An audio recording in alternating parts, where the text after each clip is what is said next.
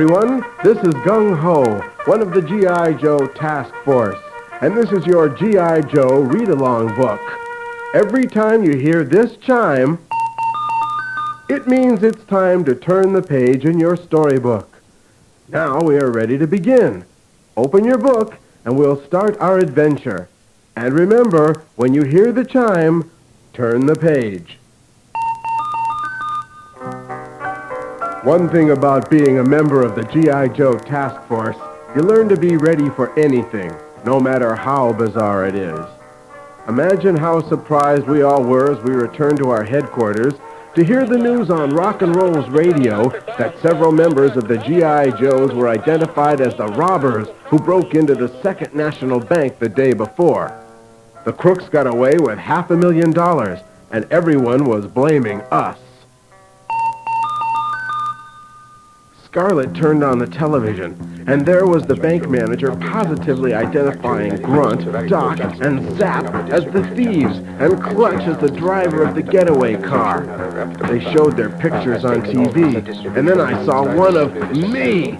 Well, that did it. Now I was starting to get mad. And police or no police, no one's going to accuse the G.I. Joes of doing anything dishonest. Something funny was going on here. Before long, Breaker received an urgent radio call from Hawk's office in Washington. He had read the newspapers and couldn't believe his eyes. The G.I. Joes, common criminals? We all assured him that a big mistake was being made, and that we were all on a top-secret mission at the time of the robbery. He suggested that we stay in hiding until the real crooks were caught. But when the newscaster announced a second robbery by the G.I. Joes, we decided to bend his rules just a little.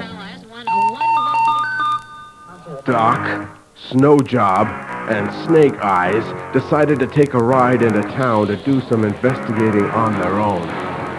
Stalker said he might have a lead on this case already, and Breaker sat back behind the radio and the radar screens and blew a big bubble of his chewing gum.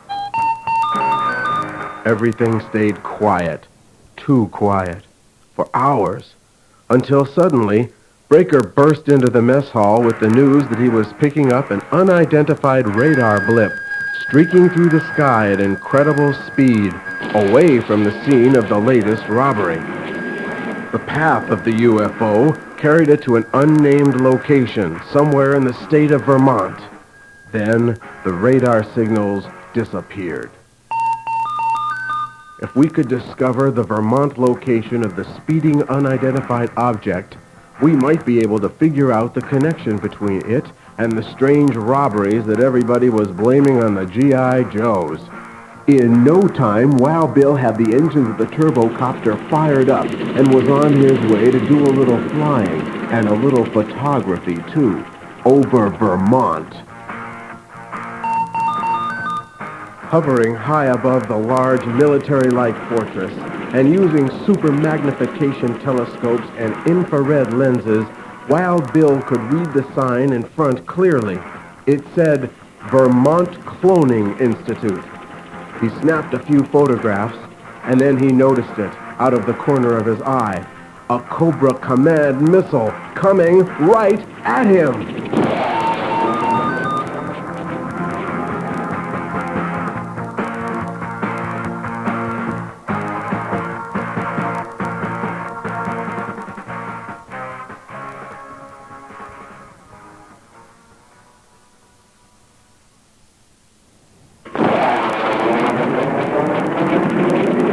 It took every bit of evasive action Wild Bill could muster to maneuver out of the deadly missile's way. Back at the base, it was Scarlett who figured out that the VCI, Vermont Cloning Institute, was making clones, actual copies of us, the G.I. Joes, and making them pretend to be us doing these terrible robberies.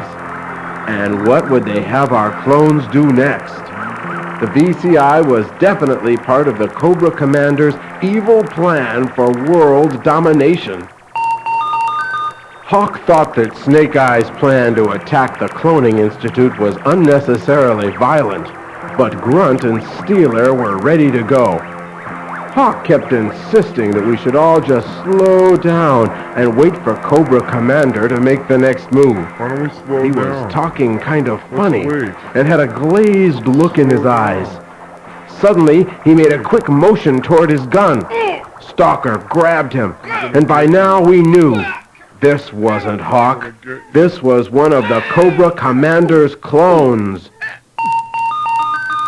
In moments, we were all there, past the iron gates and up the twisting driveway as Clutch drove the personnel carrier to the doors of the Cloning Institute. And in a flash, we were doing battle with an army of Cobra Commandos. Probably would have been a great hassle to anybody else, but of course, we're G.I. Joes. Once inside, we found the real Hawk, and Zap and Short Fuse blasted walls out of our way until we located the giant laboratory filled with half-finished robots, tables with only human-like arms and legs and wires and buttons everywhere. And then, up ahead, a very open doorway leading to a very noisy heliport, where I ran up the stairs just in time to see the Cobra Commander, the Baroness, and Destro all escaping in a chopper. And who was left to fight with us? You guessed it. We were fighting our own clones. Snake Eyes, is that you? Or is that the clone? Look out, Zap! Or is that Zap? Steeler, no! Look out behind you! But is that Steeler? Everywhere, Joes battling Joes. The picture was unbelievable. It was creepy seeing Rock and Roll in a battle with himself. And as for Snake Eyes, for a minute, I thought he was dead. But it was just his clone. I don't think my clone was as good looking as me anyway. In a few minutes, the real G.I. Joes were obvious as all of the robot clones began to lose energy and slow down. It turned into an easy win. Oh, I know the Cobra Commander escaped, but we really took care of that institute, and we'll catch him and his friends the next time. Don't worry, that's what we're here for. After all, we're the G.I. Joes. So long, everybody.